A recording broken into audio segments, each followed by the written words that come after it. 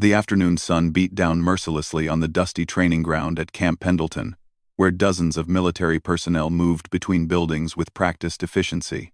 Among them, Staff Sergeant Maria Rodriguez limped slowly across the courtyard, her right leg bearing the weight of injuries sustained during her third deployment in Afghanistan. The metal brace beneath her camouflage uniform clicked softly with each step, a constant reminder of the IED explosion that had changed her life forever. Maria had been a Marine for 8 years, serving with distinction in some of the most dangerous regions of the Middle East. Her record spoke volumes. 2 Purple Hearts, a Bronze Star, and countless commendations from superior officers who respected her unwavering dedication to duty. But today, as she made her way to the medical facility for her weekly physical therapy session, she felt the weight of judgmental stares more than the weight of her injuries. A group of Navy SEALs had been conducting training exercises at the base for the past month, and their presence had created an atmosphere of competitive masculinity that sometimes crossed the line into arrogance. These elite warriors, fresh from successful missions overseas, carried themselves with the confidence that came from being part of one of the most prestigious units in the military. However, some members of the team had developed an unfortunate habit of looking down on other service members, particularly those they perceived as weak or damaged. As Maria approached the main pathway, she noticed several of the SEALs gathered near the entrance to the mess hall. Their conversation was loud and boisterous, filled with stories of their recent accomplishments and jokes at the expense of others. Lieutenant Commander Jack Morrison, the team leader, stood at the center of the group, his chest puffed out as he regaled his men with tales of their latest training exercise. The moment Maria came into view, the tone of their conversation shifted. Sergeant First Class Tony Briggs, a muscular man with a perpetual smirk, nudged his teammates and pointed in her direction. His voice carried clearly across the courtyard as he made his first cruel comment about the injured Marine struggling to walk normally. Maria had heard such comments before during her recovery period, but they never failed to sting. She had given everything for her country, sacrificing her physical well-being in service to something greater than herself. The fact that fellow service members would mock her injuries rather than show respect for her sacrifice was a betrayal that cut deeper than any physical wound. She continued walking, her jaw set with determination, refusing to let their words break her stride. Years of military training had taught her to push through pain, both physical and emotional, and she would not give these men the satisfaction of seeing her crumble. But inside, her heart burned with a mixture of anger and disappointment at the behavior of those who should have understood the cost of service better than anyone. The SEALs continued their commentary as she passed, their words becoming increasingly crude and disrespectful. They questioned her fitness for duty, suggested she should be discharged, and made jokes about her ability to keep up with real soldiers. Their laughter echoed across the courtyard, drawing attention from other personnel who watched the scene unfold with varying degrees of discomfort and disapproval. What the SEALs did not know, and what Maria's modest demeanor concealed, was the extraordinary nature of her service record. During her second deployment, she had single-handedly held off an enemy assault for over 6 hours, while protecting a downed helicopter crew, earning her the nickname, the Guardian, among her unit. Her tactical knowledge and combat experience rivaled that of Special Forces operators, and her courage under fire had saved countless lives during her tours of duty. The injuries that now slowed her walk had been sustained during a mission where she had volunteered to clear a suspected bomb site to protect civilian contractors. The explosion that damaged her leg had also revealed a larger network of explosives that could have killed dozens of innocent people. Her quick thinking and willingness to risk her own safety had prevented a catastrophic loss of life, but the SEALs saw only her current limitations, not the heroism that had caused them. As Maria finally passed beyond their sight, she felt a familiar surge of determination that had carried her through the darkest moments of her recovery. She had not survived 3 combat deployments and months of grueling rehabilitation to be broken by the ignorant comments of men who had never truly been tested. Her strength came not from her physical capabilities, but from an unbreakable spirit forged in the crucible of real combat experience. The SEALs continued their celebration, unaware that their behavior had been witnessed by several high-ranking officers who happened to be observing training exercises from a nearby building. Among them was Colonel James Mitchell, a decorated veteran who had served alongside Maria during her first deployment and knew firsthand the caliber of Marine she represented. His face darkened with anger as he watched the shameful display of disrespect toward one of his finest soldiers. Unknown to the boastful SEALs, their actions had set in motion a series of events that would soon reveal the true measure of character and courage. The military community was smaller than most people realized, and news of their behavior would travel quickly through channels they could never have anticipated. The respect they thought they commanded through fear and intimidation was about to be challenged by something far more powerful: the truth about the woman they had chosen to mock. Maria reached the medical building and paused at the entrance, taking a deep breath before entering. She had learned long ago that the opinions of small-minded individuals could not diminish her worth or her contributions to the Corps. Her fellow Marines, the ones who truly mattered, knew her value and respected her sacrifice.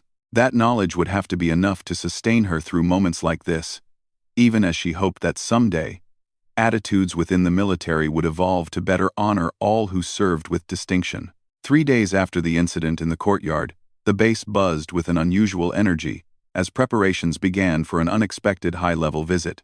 General Patricia Williams, the first female commandant of the Marine Corps, had arrived for what was initially described as a routine inspection. However, those close to the command structure knew that her visit had been prompted by reports of concerning behavior among visiting personnel. The SEALs had continued their arrogant behavior throughout the week, apparently emboldened by what they perceived as their untouchable status. Lieutenant Commander Morrison had even gone so far as to suggest that the base's standards had become too lenient, allowing subpar personnel to remain on active duty. His comments, made during what he thought was a private conversation with base personnel, had quickly reached the ears of Colonel Mitchell and other senior officers. Meanwhile, Maria continued her daily routine with quiet dignity, attending physical therapy sessions and gradually returning to limited duty assignments. Her therapist, Dr. Sarah Chen, had been amazed by her patient's progress and determination. Despite the ongoing challenges posed by her injuries, Maria had consistently exceeded recovery milestones and demonstrated a level of mental toughness that impressed even seasoned medical professionals. During one of their sessions, Dr. Chen had learned more about Maria's background and the circumstances that led to her injuries. The story that emerged painted a picture of extraordinary heroism and selflessness that stood in stark contrast to the cruel characterizations being spread by the visiting SEALs. Dr. Chen, a former Army medic herself, recognized the signs of someone who had given everything in service to others, and felt compelled to ensure that Maria's story was properly understood.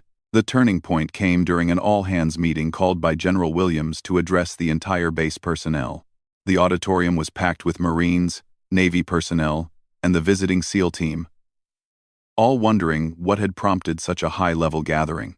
The general took the podium with the bearing of someone who had spent decades earning respect through competence and character, rather than intimidation and bluster.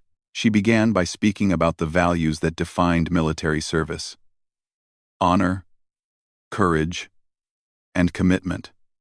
Her words carried the weight of someone who had broken barriers and faced down skeptics throughout her career, rising to the highest ranks through sheer determination and exceptional performance. As she spoke, her eyes occasionally moved to the section where the SEALs sat, their expressions growing increasingly uncomfortable under her steady gaze. Then, without warning, General Williams called Maria to the front of the auditorium. The injured Marine rose slowly from her seat, her movement still hindered by her injuries but her posture straight and proud. As she made her way to the front, a hush fell over the crowd, and even the most boisterous of the SEALs seemed to sense that something significant was about to unfold. What happened next would be remembered by everyone present for the rest of their careers. General Williams began to read from Maria's service record, her voice clear and strong as she detailed achievement after achievement. She spoke of Maria's first deployment, where she had earned a commendation for valor after leading a successful rescue mission behind enemy lines. She described the second deployment, where Maria's tactical brilliance had helped her unit complete one of the most successful counterinsurgency operations in the region's history. But it was the account of Maria's final mission that truly stunned the audience. General Williams described in vivid detail how Staff Sergeant Rodriguez had volunteered for an extremely dangerous assignment to investigate reports of explosives near a civilian checkpoint. Despite knowing the risks, Maria had insisted on conducting the reconnaissance personally, believing that her experience gave her the best chance of completing the mission safely. The explosion that had injured her leg had been the result of a carefully planned ambush, but Maria's quick thinking and courage under fire had prevented a much larger catastrophe. Even while wounded and under enemy fire, she had managed to identify and disable a network of explosives that would have killed dozens of innocent civilians and fellow service members. Her actions that day had saved lives and prevented what could have been one of the deadliest attacks in the region. As General Williams continued reading, the full scope of Maria's heroism became clear. She had not simply been injured in the line of duty. She had been wounded while performing an act of extraordinary courage that exemplified the very best of military service. The Purple Hearts and Bronze Star mentioned in her record were not participation trophies, but recognition of genuine valor in the face of extreme danger. The auditorium remained silent as the general concluded her reading of Maria's record. Then, in a moment that would be etched in the memory of everyone present, she turned to face the SEAL team directly. Her words were measured but carried the unmistakable edge of command authority as she addressed the behavior that had prompted her visit. She spoke about the importance of respect among service members and the sacred duty to honor those who had sacrificed for their country. Her message was clear. True strength came not from mocking others, but from lifting up fellow warriors and recognizing the courage it took to continue serving even after paying such a heavy price. The SEALs, who had spent days boasting about their own accomplishments, now found themselves confronted with a level of heroism that dwarfed their own achievements. Lieutenant Commander Morrison's face had grown increasingly pale as the general spoke. He realized that his team's behavior had not only been witnessed but had prompted intervention from the highest levels of military command. The woman they had mocked and belittled was not just another injured soldier, but a genuine war hero whose courage and sacrifice had made a real difference in the lives of countless people. The meeting concluded with General Williams asking for a moment of silence to honor all service members who had been wounded in the line of duty. As the auditorium fell quiet, the weight of Maria's sacrifice hung heavy in the air. When she returned to her seat, the applause that followed was thunderous and sustained, led by Marines who had always known her worth but joined by others who were learning it for the first time. In the aftermath of the general's presentation, word of Maria's true record spread quickly throughout the base. Personnel who had previously known her only as the injured Marine, walking slowly across the courtyard, now understood that they were in the presence of someone whose courage under fire had saved lives and exemplified the very best of military service. The respect she had always deserved was finally being given freely and without reservation. The days following General Williams' revelation brought a profound transformation to the atmosphere at Camp Pendleton. The SEAL team, once strutting around the base with arrogant confidence, now moved with a subdued awareness of their spectacular misjudgment. The contrast between their boastful behavior and Maria's quiet heroism had created a stark lesson in humility that would resonate throughout their careers. Lieutenant Commander Morrison found himself unable to sleep, replaying the moment when he realized the magnitude of his team's mistake. The woman they had mocked was not just another service member struggling with injuries, but a decorated war hero whose courage had literally saved lives. His attempts to justify their behavior to himself crumbled under the weight of Maria's documented heroism, leaving him with a crushing sense of shame that penetrated deeper than any physical wound. The first sign of change came when Sergeant First Class Briggs, the most vocal critic of Maria's presence on the base, approached Colonel Mitchell's office and requested a private meeting. The same man who had made cruel jokes about her walking difficulties now stood before the colonel with obvious distress, asking for guidance on how to properly address his behavior. His request for permission to make a formal apology revealed a level of remorse that surprised even the experienced colonel. Meanwhile, Maria continued her recovery routine, seemingly unaffected by the dramatic shift in how others perceived her. Her focus remained on her physical therapy and gradual return to full duty. But those who knew her well could see the quiet satisfaction in her eyes. Not satisfaction at the SEAL's discomfort, but rather relief that her true record was finally known and respected by those around her. Dr. Chen noticed the change immediately during their next therapy session. Other personnel who had previously hurried past Maria in the hallways now stopped to acknowledge her with genuine respect. Some even shared their own stories of combat and injury, creating connections that had been impossible when her record remained unknown. The isolation that had accompanied her recovery was finally beginning to lift, replaced by the camaraderie that should have existed from the beginning. The formal apology came 3 days later, delivered not in private but in front of the same courtyard where the initial disrespect had occurred. Lieutenant Commander Morrison had requested permission to address the entire base during the morning formation. A highly unusual request that spoke to the depth of his regret. When the moment arrived, his voice carried none of its former arrogance as he publicly acknowledged his team's shameful behavior. He spoke directly about their failure to recognize Maria's service and sacrifice, admitting that their comments had been not only inappropriate but completely wrong in their assessment of her character and capabilities. The apology was specific and unqualified, acknowledging that their behavior had dishonored the very principles they claimed to represent as elite warriors. His words carried the weight of genuine remorse rather than mere protocol. But the most powerful moment came when Morrison stepped down from the platform and approached Maria directly. In full view of the assembled personnel, he removed his seal trident pin and attempted to offer it to her as a gesture of respect. Maria's response would be remembered by everyone present as a masterclass in grace and dignity. She gently declined the pin, explaining that his acknowledgement of her service was honor enough and that he had earned his place among the SEALs through his own achievements. Her refusal to accept the symbolic gesture, while graciously accepting the apology, demonstrated a level of character that further elevated her in the eyes of those watching. She had every right to extract maximum satisfaction from the moment, but instead chose to offer redemption to those who had wronged her. The lesson in leadership and maturity was not lost on the junior personnel who witnessed the exchange. The transformation extended beyond mere apologies. The SEAL team requested permission to learn about Maria's tactical innovations during her deployments, recognizing that her combat experience contained valuable lessons that could enhance their own capabilities. What began as mockery evolved into genuine professional respect as they discovered that her insights into urban warfare and explosive device detection were based on real-world experience that exceeded their own.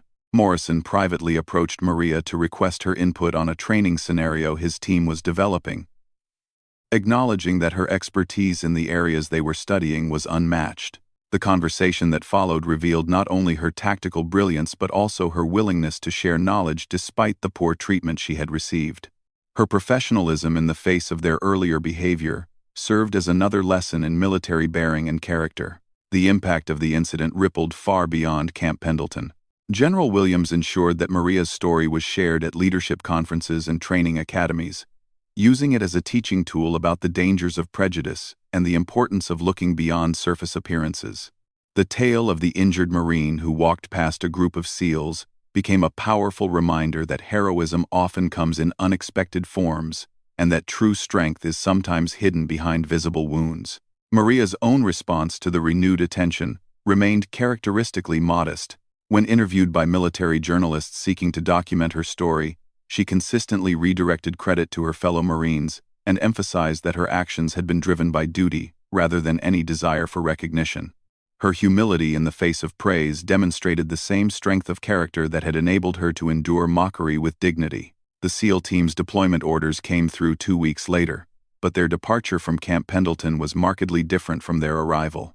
Instead of leaving as they had come, with swagger and superiority, they departed with a new understanding of what it meant to be part of the military community. The lesson Maria had taught them about courage, sacrifice, and dignity would travel with them to future assignments, potentially preventing similar incidents throughout their careers. In the months that followed, Maria's continued recovery became an inspiration to other wounded warriors at the base. Her combination of determination and grace under pressure established her as an informal mentor for personnel struggling with their own injuries and challenges. The respect she had always deserved was now freely given, creating an environment where her knowledge and experience could benefit others. The story of Maria Rodriguez became a testament to the power of truth and the importance of looking beyond surface appearances to recognize the real character of those around us.